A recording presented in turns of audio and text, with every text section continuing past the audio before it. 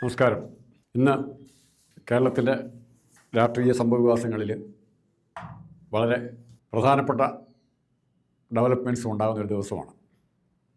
ഇന്ന് കേരളത്തിൻ്റെ രാഷ്ട്രീയ ചർച്ചാ സദസ്സുകളിൽ ഏറ്റവും സജീവമായി നിൽക്കുന്നത് ശബരിമല സ്വർണ്ണക്കൊള്ള, രാഹുൽ മാങ്കൂട്ടത്തിൻ്റെ പീഡനക്കേസുകൾ, അങ്ങനെയുള്ള രാജീവ് ഖണ്ഡരേവ രാഷ്ട്രീയ കേസ്, ഇങ്ങനെ ഉള്ള താല്പര്യങ്ങൾ നിൽക്കുമ്പോൾ ഇന്ന് ശബരിമല കൊള്ളക്കേസിൻ്റെ തുടക്കക്കാരെന്ന് പറയാവുന്ന, അല്ലെങ്കിൽ അതിൻ്റെ വിത്ത് പാകിയ ഉണ്ണികൃഷ്ണൻ പോറ്റിയുടെ ജാമ്യാപേക്ഷ ഇന്ന് നമ്മുടെ കൊല്ലത്തെ കോടതിയിൽ പരിശോധനയ്ക്ക് വരികയാണ്. അപ്പം ഈ എല്ലാ സംഭവങ്ങളും കോടതിയുടെ നിയന്ത്രണത്തിൽ അല്ലെങ്കിൽ കോടതി ഇടപെട്ട കേസുകളാണ് ഇന്ന് നമ്മൾ ചർച്ച ചെയ്യുന്നത്. അത് ശബരിമല കൊള്ളക്കേസിലും മാങ്കൂട്ടത്തിൻ്റെ കേസിലും എല്ലാം കോടതിയുടെ നിർദ്ദേശങ്ങൾ അല്ലെങ്കിൽ കോടതിയുടെ ഇടപെടലുകൾ, നിരീക്ഷണങ്ങളാണ് ഇന്ന് പൊതുവെ ഏറ്റവും വലിയ ചർച്ചാ വിഷയമായിട്ട് മാറുന്നത്. ഈ സാഹചര്യം കോടതികൾ തനതായ രാഷ്ട്രീയ പാർട്ടികൾ ഉയർത്തിക്കൊണ്ടുവന്നത് വളരെ ചുരുക്കം കേസുകളേ ഉള്ളൂ. കോടതികളുടെ ഇടപെടലുകൾ മൂലം രംഗത്തേക്ക് വന്ന കേസുകളാണ് ഉണ്ടായത്. എന്തുകൊണ്ട് രാഷ്ട്രീയ പാർട്ടികൾക്ക് തനതായി ഉയർത്തിക്കൊണ്ടുവരാൻ പറ്റുന്ന വിഷയങ്ങൾ എന്തുകൊണ്ട് കാണുന്നില്ല എന്ന് ചോദിച്ചാൽ ഒത്തിരി കാര്യങ്ങൾ പറയാനുണ്ട്. ഇന്ന് ഉണ്ണികൃഷ്ണൻ പോറ്റിയുടെ ജാമ്യത്തിനോടുള്ള സർക്കാരിൻ്റെ സമീപനം തന്നെ ആരിലും സംശയം ജനിപ്പിക്കുന്നതാണ്. കാരണം ഫസ്റ്റ് സ്റ്റേജിൽ പറയുന്നു, യാതൊരു കാരണവശാലും ഉണ്ണികൃഷ്ണൻ പോറ്റിക്ക് ജാമ്യം കൊടുക്കാൻ പാടില്ല എന്ന് പറയുന്നു. കാരണങ്ങൾ അതിൻ്റെ അടിസ്ഥാനമായിട്ട് പറയുന്നത് ഇനിയും ധാരാളം രഹസ്യങ്ങൾ പുറത്തു വരാനുണ്ട്. ഉണ്ണികൃഷ്ണനും പോറ്റിയും രാജീവ് ഖണ്ഡരേവുമായിട്ടുള്ള ബന്ധങ്ങൾ എന്താണെന്ന് കൃത്യമായിട്ട് അറിയണം. ഏതെല്ലാം സ്വർണ്ണം, ഏതെല്ലാം തരത്തിൽ, ഏതെല്ലാം രൂപത്തിലുള്ള സ്വർണ്ണം നഷ്ടപ്പെട്ടിട്ടുണ്ടെന്ന് അറിയണം. ഇത്തരം വിവരങ്ങളൊക്കെ അറിയാൻ ഉണ്ണികൃഷ്ണൻ പോറ്റി വേണം. അതിൻ്റെ അർത്ഥം ഒരു കാര്യം ഇവർ സമ്മതിച്ചു, ഉണ്ണികൃഷ്ണൻ പോറ്റി നിന്നാണ് ഇവർക്ക് എല്ലാ വിവരങ്ങളും കിട്ടുന്നത് എന്ന്. അപ്പോൾ ഉണ്ണികൃഷ്ണൻ പോറ്റി ഇവിടെ വരുന്നതിന് മുമ്പ് ഇതുപോലെ നടന്നിട്ടുണ്ടോ, അല്ലെങ്കിൽ ഉണ്ണികൃഷ്ണൻ പോറ്റി ഇവിടെ വന്ന ശേഷം ആരൊക്കെയായിട്ട് ബന്ധപ്പെട്ടു, എന്തിനെല്ലാം ബന്ധപ്പെട്ടു എന്നുള്ള വിവരം ഇതുവരെ വന്നിട്ടില്ല. മാത്രമല്ല ഇന്നും എന്തുമാത്രം സ്വർണം നഷ്ടപ്പെട്ടു എന്നുള്ള വിവരം പോലും കൃത്യമായി പറയാൻ ആർക്കും സാധിക്കുന്നില്ല. ഒരു ഉണ്ണികൃഷ്ണൻ പോറ്റി ചോദ്യം ചെയ്താൽ ആ വിവരമെങ്കിലും ആദ്യം കിട്ടണ്ടായിരുന്നു, എന്തുമാത്രം സ്വർണ്ണം നഷ്ടപ്പെട്ടു എന്നുള്ളത്. ആ രൂപത്തിൽ അവർ ചെയ്യാതെ മാറ്റിവെച്ച് ഇന്ന് ജാമ്യാപേക്ഷ ഇന്ന് വരുമ്പോൾ ഉണ്ണികൃഷ്ണൻ പോറ്റിക്ക് ഒരു അഡ്വാൻറ്റേജ് ഉണ്ട്.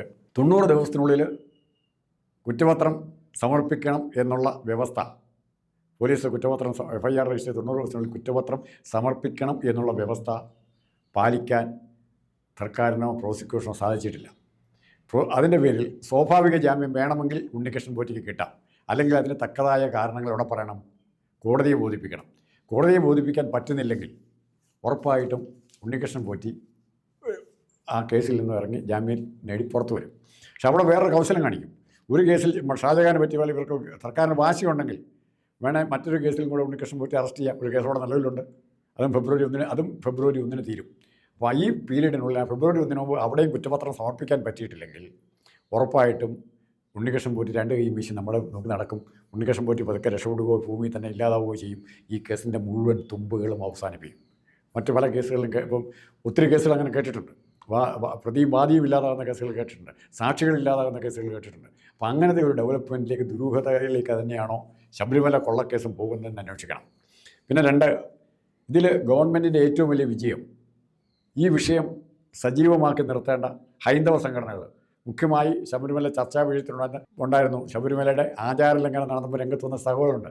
NSSും SNDPയും യോഗക്ഷേമ സഭയും അതുപോലെ എല്ലാ സംഘടനകളും ആചാരലംഘനത്തിന് എതിരായി രംഗത്ത് വന്നു. ആ വികാരം ഇവിടെ കാണാത്തതിൻ്റെ ഇത്രയും വലിയ കൊള്ള, ഇന്ത്യയിലെ ഏറ്റവും വലിയ ക്ഷേത്രക്കൊള്ള എന്ന് പറയാം.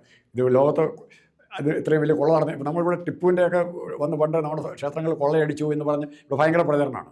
ഇതാരാ കൊള്ളയടിച്ചിരിക്കുന്നത്? അതായത് ഇന്നത്തെ കാലത്ത് ടിപ്പു സുൽത്താനില്ല.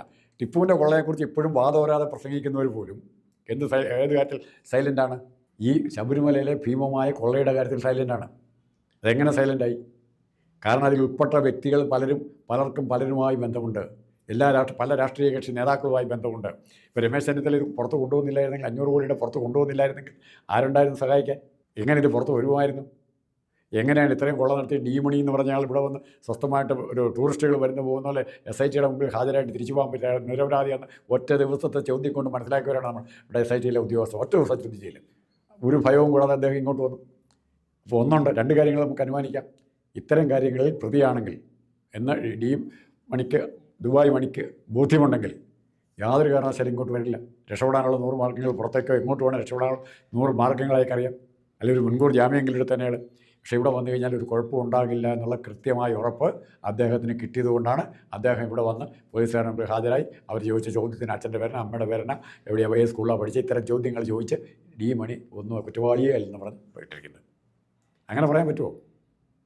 അങ്ങനെ ഡി മണി കുറ്റവാളിയല്ല എന്ന് പറഞ്ഞിട്ടുണ്ടെങ്കിൽ പോലീസിനെ മിസ്ലീഡ് ചെയ്തതിന് രമേശിനെതിരെതിരായിട്ട് മറ്റൊരു വ്യവസായിയുണ്ട്, അവർക്കെതിരായിട്ട് കേസെടുക്കണ്ടേ? പോലീസിൻ്റെ എത്ര ശ്രമം നഷ്ടപ്പെട്ടു, എത്ര പണം പോയി അന്വേഷിക്കാനായിട്ട്.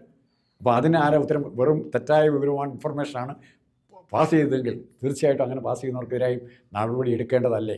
നമ്മുടെ ചോദ്യമാണ്. അപ്പോൾ ഇന്ന് ഈ ജാമ്യാപേക്ഷൻ്റെ ഉരുണ്ടുകളി എന്ന് പറഞ്ഞാൽ കാണണമെങ്കിൽ, ഈ മണിയുടെ കാര്യം പറഞ്ഞ പോലെയാണ് ഉണ്ണികൃഷ്ണൻ പോറ്റിയുടെ കാര്യം പറയണമെങ്കിൽ, ഉണ്ണികൃഷ്ണൻ പോറ്റിയെ രക്ഷിക്കാൻ ആരൊക്കെയോ ശ്രമിക്കുന്നു എന്ന് മനസ്സിലാക്കണമെങ്കിൽ ഒറ്റ കാര്യം ഓർത്താൽ മതി. ഇന്ന് ജാമ്യവ്യവസ്ഥ കൊടുക്കുകയാണെങ്കിൽ, കൊടുക്കരുതെന്ന് ആദ്യം പറയുന്നു, പിന്നെ ഒരു സ്വല്പം കൂടെ താഴോട്ട് വന്ന് കൊടുക്കുകയാണെങ്കിൽ കർശനമായ ഉപാധികളോടെ ആയിരിക്കണം ജാമ്യം കൊടുക്കേണ്ടത്. കർശനമായ ഉപാധി എന്ന് പറഞ്ഞാൽ പുറത്തു പോകാൻ പാടില്ല, ഇന്ത്യക്ക് പുറത്തു പോകാൻ പാടില്ല, ഈ നമ്മുടെ അന്വേഷണ പരിധിയിൽ നിന്ന് പുറത്തു പോകാൻ പാടില്ല, അന്വേഷണ ഉദ്യോഗസ്ഥന്മാരുടെ മുമ്പിൽ അവരാവശ്യപ്പെടുമ്പോൾ ഹാജരാകണം, മിനിമം ആഴ്ചയിൽ 2 പ്രാവശ്യമെങ്കിലും ചെല്ലാൻ ബാധ്യതപ്പെട്ടവനാണ്. ഇങ്ങനെ സാധാരണ ജാമ്യ വ്യവസ്ഥയിലെ കണ്ടീഷൻസ് വെച്ച് ഉണ്ണികൃഷ്ണൻ പോറ്റിക്ക് ജാമ്യം കൊടുക്കുക എന്ന് പറഞ്ഞ അർത്ഥം തന്നെ. ജാമ്യം കൊടുക്കുന്ന എതിർപ്പിൽ കൊടുക്കരുതെന്ന് ഒരു വശത്ത് പറയും, മറുവശത്ത് കൊടുക്കുകയാണെങ്കിൽ ഈ വ്യവസ്ഥ അത് പിന്നീട് പറഞ്ഞാൽ പോരെ. പക്ഷേ ഇന്ന് അഡ്വാൻസായിട്ട് പറയുകയാണ്. ഇന്ന് എല്ലാ ചാനലുകളും പത്രങ്ങളിലെല്ലാം വന്നു കഴിഞ്ഞു, ഈ ഡീറ്റെയിൽസ് വന്നു കഴിഞ്ഞു. കൊടുക്കുകയാണെങ്കിൽ ഇന്ന വ്യവസ്ഥകൾ, കർശന വ്യവസ്ഥ പാലിച്ചിട്ടേ കൊടുക്കാവുള്ളതാണ്.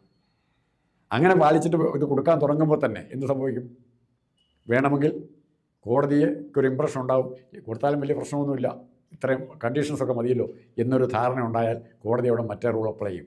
ബെയിൽ ഈസ് എ നോം, ജയിൽ ഈസ് ആൻ എക്സെപ്ഷൻ എന്നുള്ള നോം അവരിവിടെ കൊണ്ടുവരും. ജയിലിൽ അടയ്ക്കുക എന്നുള്ളത് അല്ല, ഒരു ജാമ്യത്തിന് അപേക്ഷിക്കുമ്പോൾ അയാൾ ജയിലിൽ അടയ്ക്കുന്നതിനേക്കാൾ പ്രധാനം അയാൾക്ക് ബെയിൽ എങ്ങനെ കൊടുക്കാം, ജാമ്യം എങ്ങനെ കൊടുക്കാമെന്നാണ് നീതിന്യായ കോടതികൾ നോക്കേണ്ടത് എന്നുള്ള വ്യാഖ്യാനം പലയിടത്തുമുണ്ട്. അപ്പോൾ ആ വ്യാഖ്യാനം വെച്ച് നോക്കുമ്പോൾ ഇവിടെ വേണമെങ്കിൽ ഉണ്ണികൃഷ്ണൻ പോറ്റിക്ക് ജാമ്യം കൊടുക്കാം. ഈ കേസിൽ ജാമ്യം കിട്ടിയാൽ സ്വാഭാവികമായും അടുത്ത കേസിൽ ജാമ്യം കിട്ടാൻ എളുപ്പമാകും. അടുത്ത കേസ് ഉണ്ടെങ്കിൽ, ഇൻസിസ്റ്റ് ചെയ്യുകയാണെങ്കിൽ ജാമ്യം കിട്ടാൻ ആർക്കെളുപ്പമാകും? ഉണ്ണികൃഷ്ണൻ പോറ്റിക്ക് എളുപ്പമാകും. ഇത്തരം നീതിന്യായ വ്യവസ്ഥയെ വെല്ലുവിളിക്കുന്ന സ്വഭാവങ്ങളാണ് ഇവിടെ പ്രോസിക്യൂഷൻ നടത്തിക്കൊണ്ടിരിക്കുന്നത്. പ്രതിയെ ഹാജരാക്കും, കുറ്റം പറയും, വലിയ ഭയങ്കര അന്വേഷണം നടത്തിയെന്ന് പറയും, വേണ്ടപ്പെട്ട തെളിവുകൾ പല കേസുകളിൽ ഹാജരാക്കുന്നില്ല, അല്ലെ തെളിവുകൾ ഇല്ലാഞ്ഞിട്ടായിരിക്കാം, എങ്കിൽ അത് പറയണം. അപ്പോൾ ഇവിടെ ആരോപിച്ചാലും തെറ്റാണെന്ന് സമ്മതിക്കേണ്ടി വരും. ഇപ്പോൾ ശബരിമല കൊള്ള നടന്നിട്ടുണ്ടെങ്കിൽ തീർച്ചയായിട്ടും അത് ആരെങ്കിലും മനുഷ്യരായിരിക്കും നടത്തിയിരിക്കുന്നത്, ദൈവങ്ങളായിരിക്കില്ല, അല്ലെ മൃഗങ്ങളായിരിക്കില്ല. ആ മനുഷ്യരെ കണ്ടെത്തണ്ടേ? അല്ലെ പറയണം കൊള്ള നടന്നിട്ടില്ല, it was all natural process എന്ന് പറയണം. എൻ്റെ വീട്ടിൽ കൊണ്ട് വയ്ക്കുക, വ്യാജി വിഗ്രഹം കൊണ്ടുവച്ച് എൻ്റെ വീട്ടിൽ കൊണ്ട് വെച്ചത് അത് സാധാരണ ചെയ്യുന്ന പ്രവൃത്തിയാണ്, സാധാരണ ഈ തന്ത്രിമാർക്ക് അവകാശപ്പെട്ടതാണ് ഇത്തരം കാര്യങ്ങൾ എന്ന് പറയുന്ന പോലെ പരസ്യമായിട്ട് പറയണം, ദേവസ്വം ബോർഡ് പറയണം. അത്തരം കാര്യങ്ങൾ പറയാതെ, ജനങ്ങളോട് പറയാതെ ഈ തട്ടിപ്പ് നടത്തി ഇവിടെ വീണ്ടും ഉണ്ണികൃഷ്ണൻ പോറ്റിയെ ജാമ്യം കിട്ടാൻ സഹായിക്കുന്ന നിലപാട്, ഇൻഡയറക്റ്റായിട്ട് സഹായിക്കുന്ന നിലപാടാണ് കേരളത്തിൻ്റെ പ്രോസിക്യൂഷൻ എടുത്തിരിക്കുന്നത്, SIT എടുത്തിരിക്കുന്നത്. SITക്ക് വേണ്ടിയാണ് പ്രോസിക്യൂഷന് ഹാജരാകുന്നത്. അപ്പോൾ ഈ അന്വേഷണം എങ്ങോട്ട് പോകും? എത്ര പുല്ല് പോലെയാണ് ദുബായ് മണി ഇവിടെ വന്നിട്ട് തിരിച്ചു പോയതില്ലേ? ഒരു വാർത്താ പ്രാധാന്യം, ഒരു ചർച്ച പോലും ഉണ്ടായില്ലല്ലോ. പിന്നെ ഞാൻ ആ വാക്ക് കേട്ടോ നിങ്ങൾ, അത്രയും പത്മകുമാറിൻ്റെ വാക്കും എൻവാസിൻ്റെ വാക്കും പിന്നെ കേൾക്കുകയാണ്. എന്തേ ദുബായ് മണിയുടെ വാക്ക് അത്രയും വലിയ 500 കോടിയുടെ കൊള്ളയാണ് മറ്റേത് പറയുന്നത്. 500 ആയിരിക്കില്ല, അതിൽ കൂടുതൽ കാണും.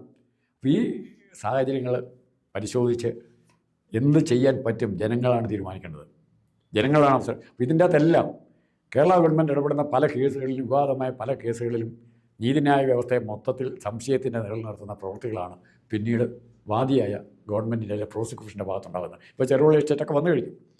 അപ്പോൾ ഇത് പലതും പ്രതിയെ സഹായിക്കാൻ വേണ്ടി ഗവൺമെൻറ് എടുക്കുന്ന നിലപാടും ഫലമായിട്ട് കോടതികൾ ബന്ധിക്കപ്പെടുകയാണ്.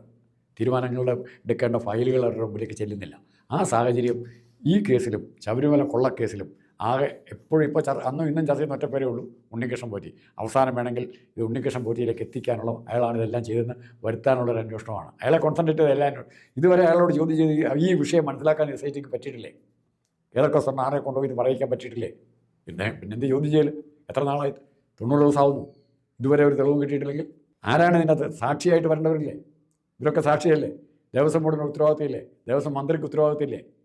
ഇവരൊന്നും പറയുന്നത് ഇപ്പോൾ ഒന്നും മിണ്ടുന്നില്ല, ആരും ഒന്നും മിണ്ടുന്നില്ല. കടകംപള്ളി പോലും ഇപ്പോൾ ഒന്നും മിണ്ടുന്നില്ല. പത്മകുമാർ ആദ്യം പറഞ്ഞതിനെ വ്യാഖ്യാനിക്കാനുള്ള മെനക്കേടാണിപ്പോൾ. എങ്ങനെ വ്യാഖ്യാനിക്കും? അപ്പോൾ ഈ രീതിയിൽ ഇന്നത്തെ കോടതിയുടെ സമീപനം, അല്ലെ കോടതിയുടെ സമീപനത്തെക്കാൾ കൂടുതൽ കോടതിയിൽ പ്രോസിക്യൂഷൻ എടുക്കുന്ന സമീപനം, പ്രോസിക്യൂഷൻ എന്ന് പറഞ്ഞാൽ ഇവിടെ പിണറായി വിജയൻ എടുക്കുന്ന സമീപനം എന്താണെന്ന് നമുക്ക് കാത്തിരുന്ന് കാണാം. നന്ദി.